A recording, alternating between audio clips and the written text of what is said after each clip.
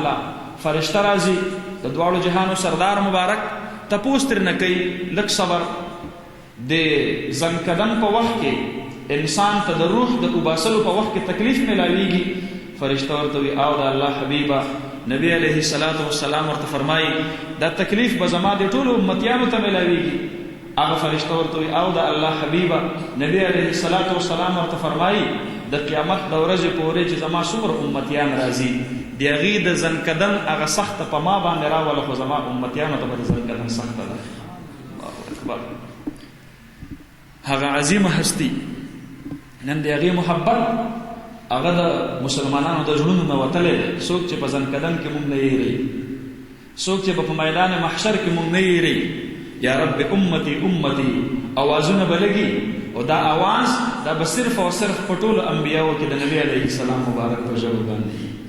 هغه بې وفا امت، هغه بې وفا امت کوم چې د دواړو جهانو د سردار مبارک په سنتو باندې شرمېږي. هغه سنت د کوم متعلق چې الله قرآن کې فرمایي صبغة الله ومن احسن من الله صبغه. دا د الله رنگ دی، دا د نبی علیه الصلاة والسلام صورت دا د الله رنگ دی، دا د دې یو سنت دا د الله محبوب سنت دی. حضرت موسی علیه الصلاة والسلام خلاف چې کوم خلقو هغوی به د موسی علیه السلام پسې ټوکې مسخرې کولې. روایتو کې راځي یو سړی داسې و چې هغه به د موسی علیه السلام په شانته شکل و شباهت اختیار کو او دغه په شانتې به یې د ټوکو مسخرو په شکل کې خلقو ته وی ما ته وحي راغلله، ما ته دا حکم راغی، دا حکم راغی. الله رب العالمین چې کله موسی علیه الصلاة والسلام په دریاب باندې پار کو، فرعون پکې سره د خپلو ملګرو نه غرق شو. موسی علیه السلام تپوس کړي د الله نه، الله هغه فلانکې سړی چې زما پیخي به یې کولې، زما په شانته شکل به یې جوړ کو، هغه سړی دریاب کې غرق شوی دی. الله رب العالمین ورته جواب ورکړي نه ای موسی علیه الصلاة والسلام. موسی علیه السلام حیرانېږي الله ولې؟ الله رب العالمین ورته فرمایي وی موسی علیه الصلاة والسلام کوم سړی چې په دروغه باندې هم ستا شکل و شباهت جوړ کړي، ستا رب له حیا ورځي د دې خبرې نه چاله ته عذاب ورکړي. الله اکبر. مونږ له د نبی علیه الصلاة والسلام د هغې په صورت باندې مونږ نن شرمېږو. دا هغه امتیان دي، دا هغه امتیان دي چې د دوی د طرف نه د خوشحالۍ پیغامونه ډېر کم ځي، د خفګان پیغامونه ډېر زیات ځي. 21 کروڑ مسلمانانو د عاشقانو واحد په اسلامی دنیا کې یو ریاست ته اسلامی جمهوریہ پاکستان. د هغه اسلامی جمهوریہ پاکستان نه ممتاز قادری نبی علیه الصلاة والسلام مبارک تا عاشق رسول هغه توره مرۍ ورځي چې په مرۍ کې د پانسۍ پړی ورچول شوی دی، او د هغې وطن نه شیخ الحدیث حضرت مولانا سمیع الحق صاحب رحمت الله علیه غوسه مرۍ ورځي، غوسه سینه ورځي په مخ مبارک باندې، د کوم مخ په باره کې چې الله رب العالمین حبیب دعا غواړي نظر الله خدای دا مخ تر و تازه ساتي، هغه مخ په چړو باندې غوس غوس نبی علیه الصلاة والسلام لځي. دا څنګه وفادار ملک دی، دا څنګه عاشقان رسول وطن دی. دلته به د علماو غوښې دا خلق په چوکونو کې راغونډوي، دلته به د علماو وینې دا خلق په ټاټکو کې راغونډوي. ګستاخان رسول به پکې مزې کوي، عاشقان رسول د هغې دپاره به دا سختې او دا تکلیفونه به وي. په کومه ورځ چې فیصله وشوله په پاکستان کې په دیندارو خلکو یوازې نه په جنت البقیع کې به هم ماتم جوړ شوی چې آسیا مسیح ولې رها کړلی شوله. دا د خفګان خبر به د دې ځای نه مدینې ته رسېدلی، دا به ګمبد خضرا ته رسېدلی، دا د غم هواګانې به هلته هم په هغې باندې د پاسه تېرې شوي چې په کومه ورځ په اسلامي دنیا باندې غم و، په هغه ورځ باندې د برطانیې په پارلیمنٹ کې جشن مناوي. هاوس آف کامنز کې برطانوي پارلیمنټیرینز راجمع کېږي، یو بل باندې مټایانې خوري. ډېره لویه د خوشحالۍ ورځ ده. هغه ګستاخ رسول کوم چې د ډچ پارلمنټ رکن دی ګیرټ ویلډرز، هغه وایي دا خو ډېر فینټاسټیک نیوز دی، ډېر د خوشحالۍ خبر دی. امریکا د هغې یونایټډ سټیټس کمیشن آن ریلیجس فریډم هغې رالګي او نوبل ایوارډ ورکړي آسیا ملونې ته. یورپین یونین سخاروف ایوارډ ورکړي آسیا ملونې ته. تسلیمه نسرین خوشحالېږي، سلمان رشدي خوشحالېږي، ګستاخان رسول خوشحالېږي. د عاشقان رسول په زړونو باندې ډېر غم دی او ډېر درد دی. په کومه ورځ چې په موږ باندې غم دی، په هغه ورځ باندې په هغوی باندې اختر دی. دا پیغامونه د پاکستان نه لاړل. دا په ټوله اسلامي دنیا کې واحد اټمي طاقت دی. که په فلسطین کې اسرائیلیان ظلم کوي، نو فلسطینی مسلمانان هغه په بیت المقدس کې دا نعره لګي یا جیوش الپاکستان، ای د پاکستان فوجي، ای د پاکستان جرنیل صاحب، تا سره اټمي قوت دی، ته د عالم کفر نه ما خلاص کا. هغوی ته پته نشته دی چې په پاکستان باندې داسې بدبخته حکمران دی چې هغه د بیت المقدس نه هم اوس لاس پینځلی دی او د اسرائیلو د تسلیمولو خلکو ته دلایل ورکوي.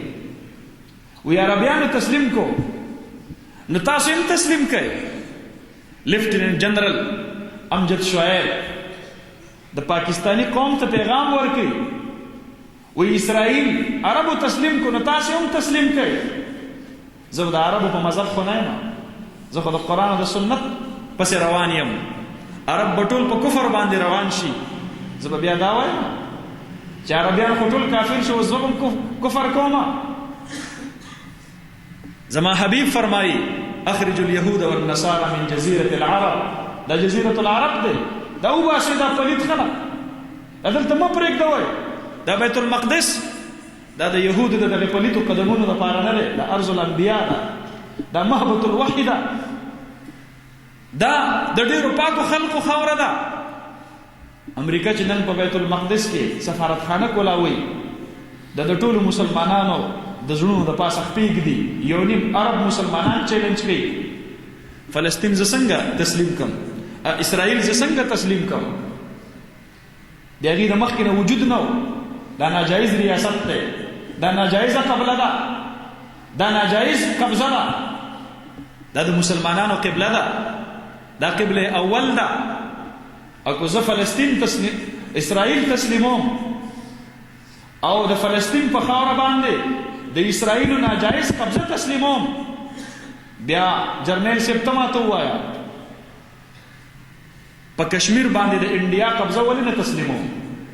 ولې کشمیر د بیت المقدس نه ډېر پاک دی. چې په بیت المقدس د اسرائیلو قبضه تسلیموم، نو په کشمیر د انډیا قبضه ولې نه تسلیموم؟ ولې په کشمیر باندې جنگ کومه؟ ولې خپل ټول اقتصادیات او خپل ټوله خزانه په هغې باندې خرچ کومه؟ ماته دا درسونه مه راکوه. موږ په دې پوه یو، ستاسو په زړونو کې دا خواهش د ډېر وخت راسې پروت دی چې پاکستان به اسرائیل تسلیم کی. د پاکستان اسرائیل تسلیمول دا د اسلامي جمهوریه پاکستان سره غداري ده. دا ملک دا د اسلام او د نظریه او د لا اله الا الله په جذبه باندې په وجود کې راغلی دی. موږ د فلسطین د هغې لکونو شهداو سره د هغې قبله اول سره او د هغې مهبط الوحی سره به وفا نشو کولی او نه به کېږي انشاءالله. کېږي پاکستانیانو مسلمانانو وروڼو دا ستاسو امتحان دی. موږ خو کوشش دا کوو چې تاسو سمجاو کو، تاسو زموږ خبره نه اورئ. په وخت باندې تاسو زموږ خبره نه اورئ. موږ ته زر ووایئ مولانا صاحب ستا د سیاست سره شوی مله ته خو ښه سړی یې، نو بس اوس ټینګ شه ورته.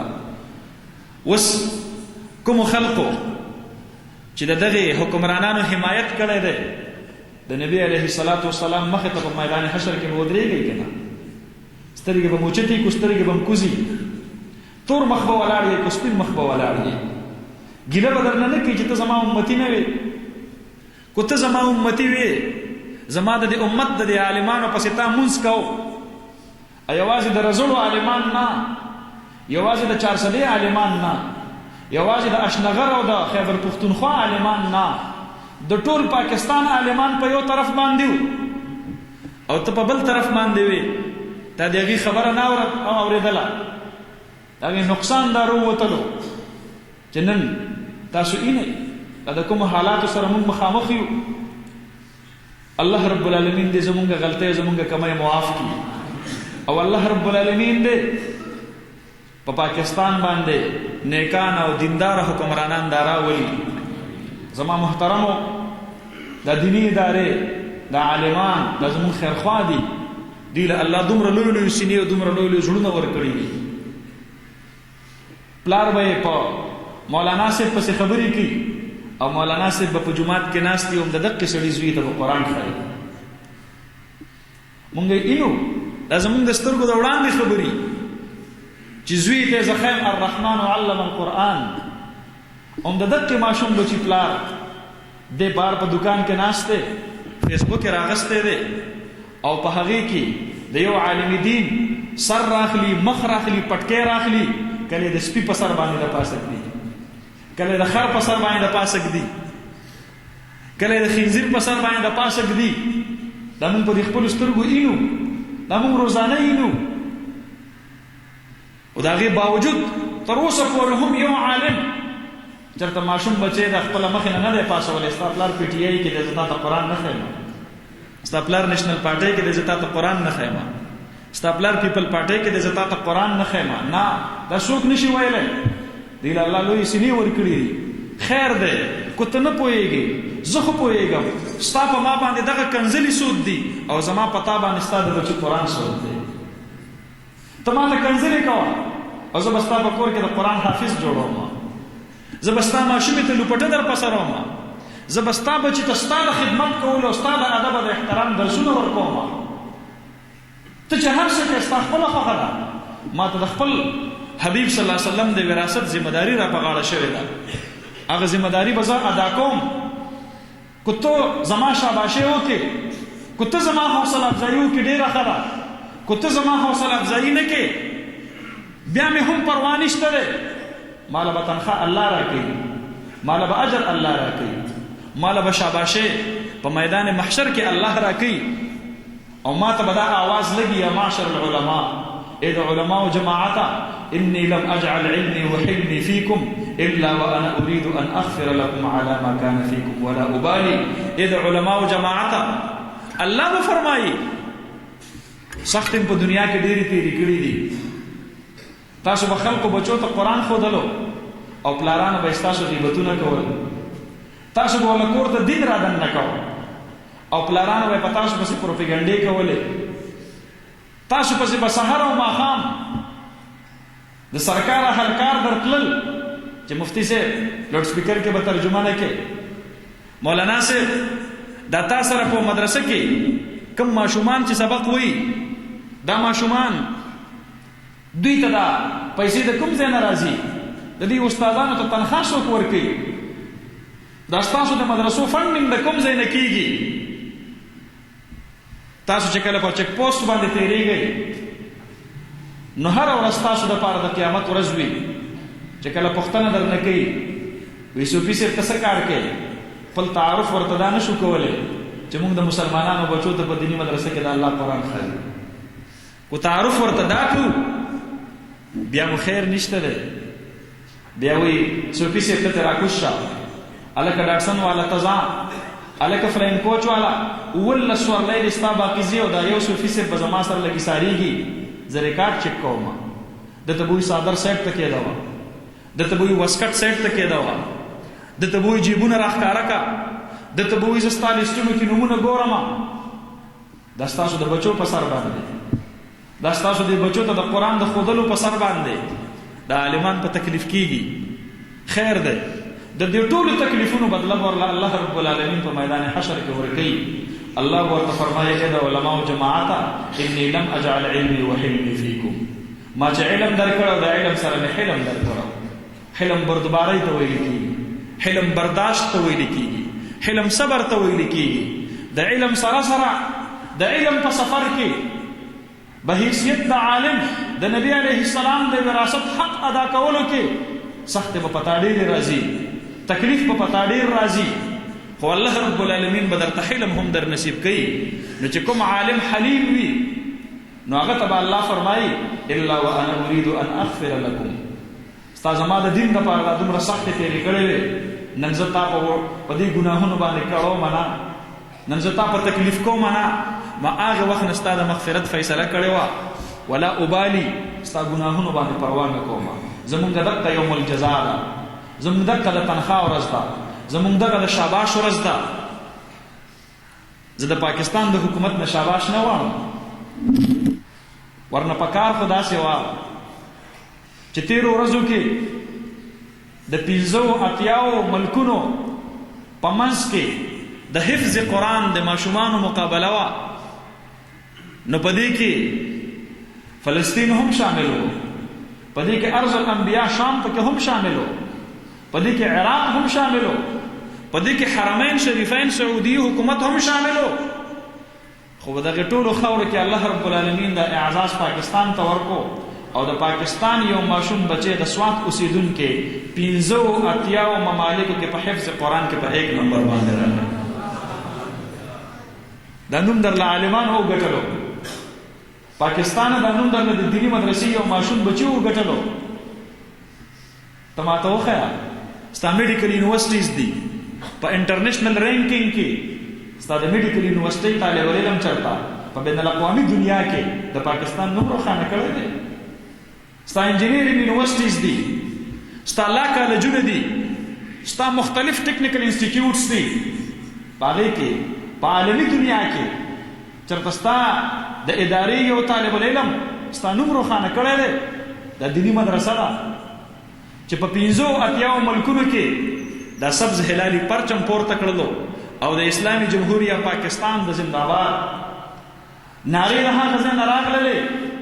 دې ماشوم بچي له نوبل انعام نه دی پکار، د ایجوکیشن ایوارډ نه دی پکار، د ده په سر باندې د شفقت لاس کې ښودل نه دي پکار، د ده غاړې ته هارونه ورچول نه دي پکار، د ده دا تندی د ښکلولو قابل نه دی. چلو دا تمه در نه کوم، دا توقع در نه کوم، نو دومره خو مه کوه چې د ټول پاکستان د دیني مدارسو رجسټریشن کینسل کې او نیک تا ته یې حواله کې، تا ته به څه خیر در ورسي. کو زما د ماشومانو بچو د مخې نه قرآن بند شو او د شپې تلاوتونه بند شو، تا ته به څه خیر در ورسي. دا پاکستان چې د دومره دشمنانو نه محفوظ دی، دا د دې ماشومانو بچو د تهجد د وخت په دې تلاوتونو باندې محفوظ دی. دا د تبلیغي مرکزونو د سپینګیرو مشرانو د هغې د تهجد په دعاګانو باندې محفوظ دی. دا پاکستان دا د ښکلو ښکلو عالمانو د هغې په دعاګانو باندې محفوظ دی. داسې مه کوه او که خامخا کې او ته نه قلاریږي. نو نبی علیه السلام ته الله رب العالمین فرمایي چې د کافرانو ته ووایه چې که چېرته دوی خامخا په کفر باندې خپله پیسه لګوي او خپل صلاحیتونه صرف کوي، ودې لګوي ثم تكون عليهم حسرة، خپېمانه به یې، ته به خپېمانه یې، زه به نه یم خپېمانه، د دیني مدرسې عالم به نه یې خپېمانه، دا کچ ماشوم به نه یې خپېمانه، د عاشقان رسول به نه یې خپېمانه، ته به کوزې سترګې په میدان محشر کې د الله د حبیب مخې ته ولاړ یې. مونږ خپل وس دی، مونږ خپل جد جهد دی، خپل محنت دی، هغه خپل جد جهد هغه خپل محنت مونږ کوو.